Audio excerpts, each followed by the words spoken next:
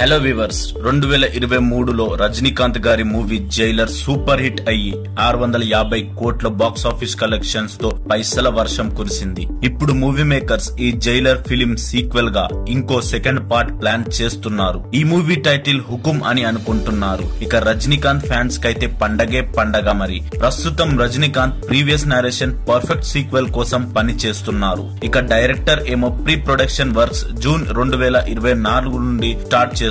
ఒకసారి super star మరియు producer script confirm చేస్తే ఈ ఇయర్ ఎండింగ్ వరకు లేదా 2025 నుండి షూటింగ్ పనులు స్టార్ట్ చేస్తారు. ఇక ఈ షూటింగ్ పనులు స్టార్ట్ చేయడం మొత్తం యాక్టర్స్ డేట్ పైన ఆధారపడి ఉంటుంది. ఇక ఈ మూవీ టైటిల్ కి 2 టైటిల్స్ అనుకుంటున్నారు. ఒకటి జైలర్ 2 లేదా హుకుం.